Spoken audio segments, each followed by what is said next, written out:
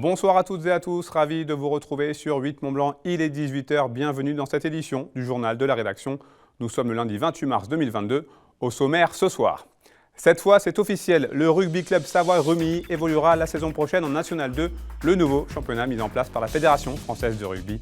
Ce dimanche après-midi, les Hauts-Savoyards se sont imposés en patron contre leurs adversaires provençaux au Stade des Grangettes, nous y étions. Et puis un focus sur Maped, l'entreprise basée près d'Annecy et spécialisée dans la fabrication et la production de fournitures de bureaux a choisi de limiter l'utilisation du plastique pour ses produits. Marine Schneider s'est rendue sur place. Je vous lisais en titre, c'était l'ambiance des grands jours ce dimanche au Stade des Grangettes à Rumilly. Et pour cause, l'équipe première du RCSR avait l'occasion de valider pour de bon son accession en National 2, le futur championnat professionnel, semi-professionnel de rugby français. Nullement impressionnés par l'enjeu, les Rouges et Noirs ont rempli leur contrat avec une victoire 26-13. Le résumé de la rencontre dans ce reportage. Les Rumilliens étaient visiblement pressés ce dimanche après-midi au Stade des Grangettes. Pressés d'en finir avec cette longue et harassante saison régulière, mais surtout pressés de valider officiellement leur montée en National 2. Résultat, le premier quart d'heure est mené tambour battant par les Hauts-Savoyards qui inscrivent 2 essais par Benjamin Lambert et Adrien Lebas. Ces 2 essais sont transformés par le demi d'ouverture Wesley Dunlop et le RCSR mène 14-0. Peu avant la demi-heure de jeu, Loïc Bournonville donne un peu plus d'épaisseur au score avec un 3e essai. Mais juste avant la pause, les Rouges et Noirs vont encaisser un essai en infériorité numérique à 13 contre 15. Score à la pause 19-10 pour les locaux. Mais il était dit que ce dimanche 27 mars serait jour de fête pour le club rumilien. Et à la 53e minute, c'est l'arrière Gurvan Pecheux qui vient aplatir dans l'embut adverse pour le 4e essai synonyme de point de bonus offensif et donc de monter à l'échelon supérieur. Quelques minutes plus tard, le coup de sifflet final de l'arbitre sur le score de 26-13 vient officialiser cette promotion. Un gros travail de toute l'équipe, de tout l'effectif depuis le début de saison. Voilà, on a fait beaucoup de sacrifices, on a fait beaucoup de choses pour en arriver là. Et puis voilà, quand on voit la joie, quand on voit les supporters, tout ça, c'est kiffant. Vivre ça ici, de monter, une en Fédéral 1, une en National 2, que 2 poids de plus, avec ce public, rien à dire. Ouais, c'est surtout de la fierté parce qu'en début de saison, on s'était fixé des objectifs, pas forcément aussi hauts. Et là, quand on voit ce qu'on arrive à atteindre, on voit qu'on peut arriver à faire des super choses, des très grandes choses. Donc ça promet pour la saison prochaine. Club très ambitieux en début de saison, le RCSR a joint les actes à la parole avec cette nouvelle progression dans la pyramide du rugby français. Le meilleur moyen de réussir un objectif, c'est de l'annoncer, de l'assumer. Donc ça n'a pas été un long fleuve tranquille parce que début de saison, ça a été compliqué. On a eu des défaites à la maison, très difficiles à gérer. Mais voilà, je crois que dans les moments hauts, faut garder les pieds sur terre. Et puis quand ça va un peu moins bien, faut pas non plus tout jeter. Donc nous, on voulait monter en National 2, on était convaincus qu'on y arriverait. Et ouais, il faut l'assumer. Ce groupe, tous les jours, il donne. On est sur un bloc quand même de 7 matchs. On en a 9 en tout, je ne sais pas si c'est déjà arrivé dans l'histoire du championnat. Donc ouais, hyper fier parce qu'ils sont allés le chercher. Les Hauts-Savoyards ont encore 2 matchs de saison régulière à négocier avant de se plonger dans les phases finales avec l'esprit totalement libéré. Et qui sait, 2022 sera peut-être l'année de Rumilly. Et puis toujours en sport, une Française est sur le toit du monde en freeride. La Nessienne Tiffany Perrotin a remporté ce samedi à Verbier en Suisse le Freeride World Tour en snowboard grâce notamment à une très jolie 3e place lors de la finale de l'épreuve. Pour Tiffany Perrotin, il s'agit là d'un vrai coup de maître puisqu'elle était débutante sur la compétition. Elle aura signé au final 2 victoires et 2 3e places. On signera également la superbe 2e place au classement final de Camille Armand, toujours en snowboard. On change complètement de sujet avec mes 2 invités qui me rejoignent à présent. Clélia Compa, bonjour. Bonjour. Johanna Fronte, bonjour également. Bonjour. Merci d'être là avec nous sur ce plateau. Clélia, on a déjà eu l'occasion de parler sur cette antenne de votre association Yambi, dont vous êtes la fondatrice et la coprésidente. Est-ce que vous pouvez nous présenter Yambi en quelques mots pour commencer ? Oui, bien sûr. Yambi, ça fait 2 ans qu'on a créé l'association maintenant. L'objectif, c'était vraiment de faciliter l'intégration des personnes réfugiées en France à travers le sport de montagne, en partant du postulat qu'on vit dans des régions qui sont vraiment rythmées par la montagne. C'est ce qui unit les gens des pays de Savoie. Donc on s'était dit que c'était un super outil d'intégration pour aider les gens à tisser du lien social, à pratiquer le français et à s'alléger aussi un petit peu l'esprit en passant des journées en montagne où ils sortent de leurs conditions de réfugiés. Ils sont juste des gens comme les autres le temps d'une journée en montagne. Vous, Johanna, pour quelle raison vous avez choisi d'intégrer l'association en tant que bénévole ? Alors j'ai intégré l'association juste après le début de la guerre parce que je ne me voyais pas rester sur place. Je suis d'origine polonaise et mon pays a été mobilisé tout de suite. Et quand j'ai vu que il y avait une collecte pour l'Ukraine, je me suis engagée tout de suite sans attendre. Alors, vous revenez toutes les deux de la frontière ukraino-polonaise, où vous avez mis en place une mission humanitaire pour en venir en aide aux nombreux réfugiés qui ont fui donc, leur pays. Dites-nous un petit peu comment ça s'est passé là-bas, comment est-ce que ça a été mis en place et comment ça s'est passé sur place, justement. À la base, on était parti en pensant qu'on allait emmener juste quelques camions et rapatrier quelques dizaines de personnes.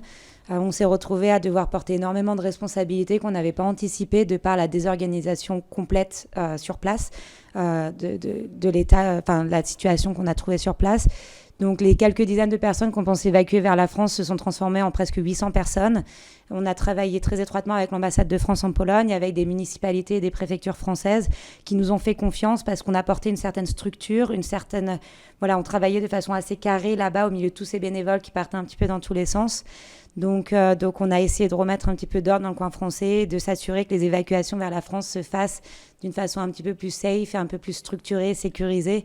Parce que c'est des personnes fragiles, c'est des personnes traumatisées et elles ont besoin de pouvoir être évacuées dans de meilleures conditions. Johanna, comment est-ce que vous avez vécu, vous, ce passage près de chez vous, justement, près de cette frontière avec l'Ukraine ? C'était des moments très forts. C'est la première fois de ma vie que je travaillais dans un contexte de guerre. J'avais plusieurs missions, on s'adaptait vraiment en permanence par rapport aux besoins, que ce soit au niveau de l'équipe ou des réfugiés pris en charge. Mais le plus important, c'était vraiment les contacts avec les réfugiés qui ne savaient pas où aller, qui étaient complètement traumatisés, comme disait Clélia, perdus, et qu'on devait rassurer, à qui on devait expliquer qu'en France, ils vont être pris en charge, que tout sera mis en place pour qu'ils soient en sécurité.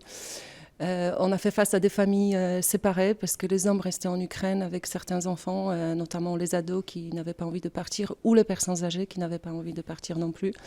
Donc des situations extrêmement difficiles émotionnellement, psychologiquement, mais une motivation très forte parce qu'on était dans l'esprit d'équipe, on a été tous ensemble embarqués dans cette histoire.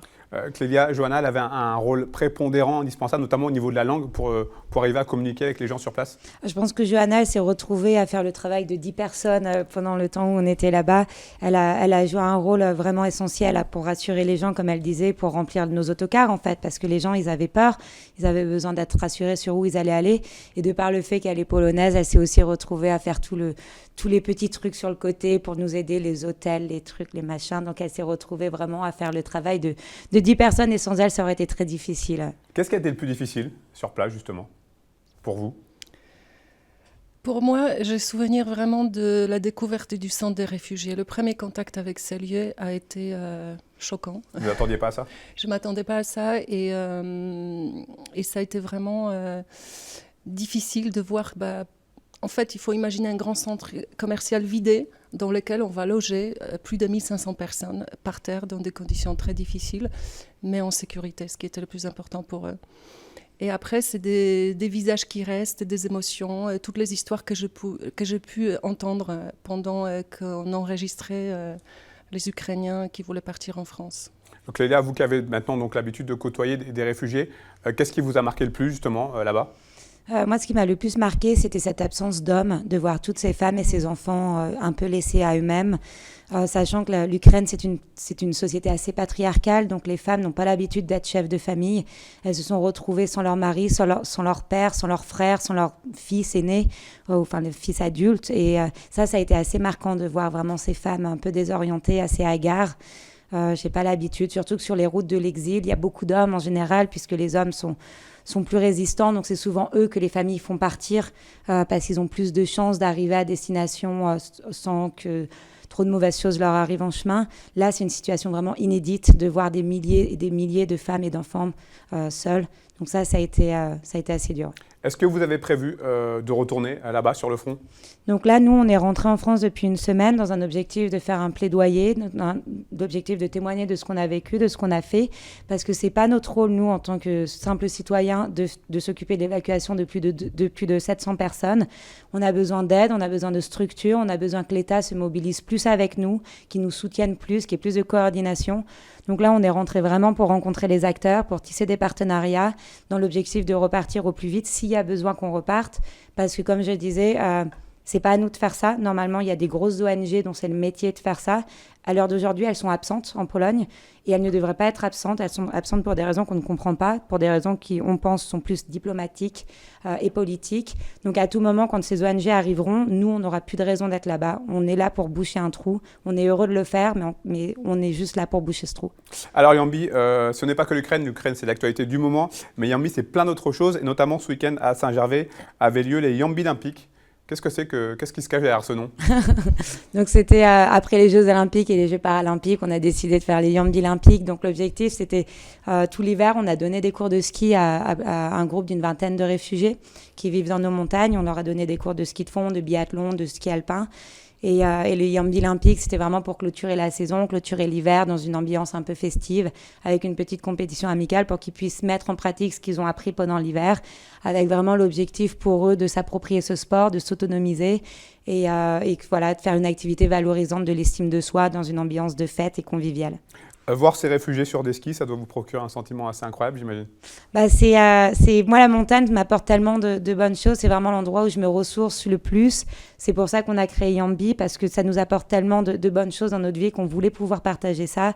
Donc, de voir leur sourire quand ils apprennent à skier, sachant que pour beaucoup, ils ne savaient même pas que ça existait, le ski. Et quand ils ont découvert que ça existait en arrivant ici, ils ne se sont même pas permis de rêver de pouvoir eux aussi en faire. Pour eux, ça ne sera jamais pour eux.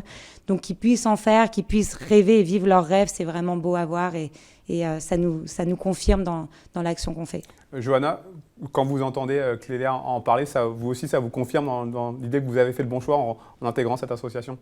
Oui, j'ai très envie de retourner là-bas, mais comme disait Clélia, dans des conditions optimisées. Vous venez un peu d'y répondre, mais les Yambi Olympiques, c'est complètement votre credo, en fait. Oui, nous, à la base, on fait vraiment de l'intégration par le sport et on vient en complément. Il y a énormément d'associations en France qui s'occupent de l'intégration des personnes réfugiées. Elles s'occupent de les loger, de les nourrir, de tout ce qui est démarches administratives. Et elles ont très peu de moyens en fait pour le loisir, comme si le loisir c'était pas important, alors que c'est essentiel d'avoir des moments de légèreté et des moments de liberté dans une vie, surtout pour se reconstruire quand on est traumatisé, quand on est un petit peu déprimé. C'est vraiment essentiel d'avoir ces moments d'évasion. Donc Yambi, on voulait venir en complément de ces associations qui font un travail exceptionnel pour pouvoir leur dire, voilà, vous concentrez-vous sur l'aide d'urgence, nous on est derrière vous pour pouvoir offrir un petit peu de bonheur à ces gens-là et leur permettre de s'évader, de se reconstruire dans de meilleures conditions. Un mot également sur cette ascension du Mont Blanc qui a fait beaucoup parler au mois de septembre dernier, beaucoup parlé en bien. Oui, donc on a emmené un groupe de 3 jeunes réfugiés gravir le Mont Blanc l'an dernier. C'était les premiers réfugiés à gravir le Mont Blanc. Ils étaient accompagnés de Marion Aerty et Léos Lemaitre, les 2 champions du monde de ski et de snowboard freeride. Et avec le soutien de Christine Janin, la marraine de Yambi, qui est également la première Française à avoir gravi l'Everest. Donc ça a fait un petit buzz. On est vraiment contents parce que pour eux, ce projet, ça voulait tout dire en fait dans leur vie. Après avoir traversé tellement d'épreuves et de difficultés, cette épreuve-là, gravir le Mont Blanc, c'est eux qui l'ont choisi. C'est un défi qu'ils ont voulu s'imposer à eux-mêmes et qui leur a pas été imposé par les circonstances extérieures. Donc le fait que ça a été suivi médiatiquement, c'était vraiment une récompense pour eux parce qu'ils étaient tellement fiers d'envoyer ces images et ces articles de presse à leur famille restée au pays. Ils en sont vraiment très très fiers d'avoir fait ça. Une dernière question, quels sont les prochains grands projets prévus par Yambi là, dans les semaines, les mois qui viennent? Donc là, comme disait Johanna, on est en train de voir quand est-ce qu'on repart, si on repart et dans quelles conditions pour la Pologne. On a également, donc là les Yambi Olympiques sont passés, donc on passe à la saison d'été. On va reprendre les cours de parapente, on va refaire une ascension du Mont Blanc avec un autre groupe de jeunes et on va reprendre les cours de natation et voilà, business as usual. Merci beaucoup en tout cas à toutes les deux. Bonne continuation, bravo pour ce que vous faites. Merci beaucoup. Merci beaucoup. Merci. Une information pratique qui intéressera les utilisateurs de la voie rapide urbaine de Chambéry. Eh bien, sachez que la circulation sera forcément perturbée pour plusieurs nuits cette semaine dans les 2 sens. Plusieurs bretelles seront fermées et des déviations mises en place. Prenez vos dispositions si vous devez utiliser la VRU. Un reportage mêlant industrie en développement durable pour aller jusqu'à la fin de ce journal. Depuis la fin des années 1950, le plastique a inondé le secteur de la consommation. Il cause même chaque année la mort de plus d'1 million d'oiseaux marins. Les industriels en ont fait une priorité pour produire massivement des objets à moindre coût sans avoir forcément conscience de son impact écologique. Aujourd'hui, le plastique est partout, dans les jouets, dans les équipements de sport, dans les emballages alimentaires ou encore dans les fournitures scolaires. En Haute-Savoie, l'entreprise spécialisée annécienne Maped fourmille d'idées pour limiter son utilisation.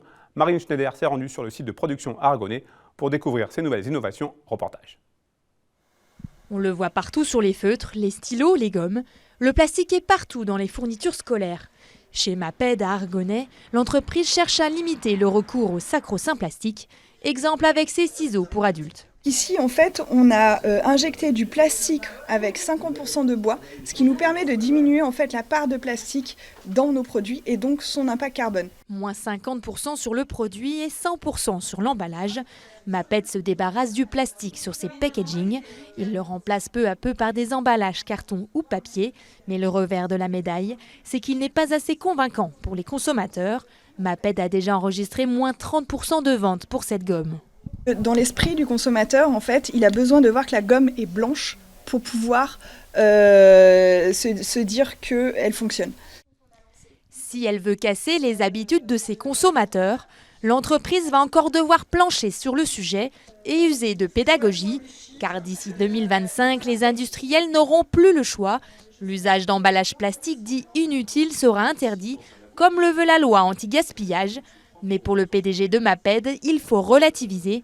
Tout n'est pas à jeter dans le plastique. Il y a des choses qui sont très contre-intuitives. Si vous remplacez un pack plastique par un pack carton qui fait 2,5 fois le poids du pack plastique, vous n'avez rien gagné. Donc il faut faire attention aux dogmes et aux idées préconçues là-dedans. On est toujours assez ouvert à toutes les solutions et le plastique peut être une solution parfois.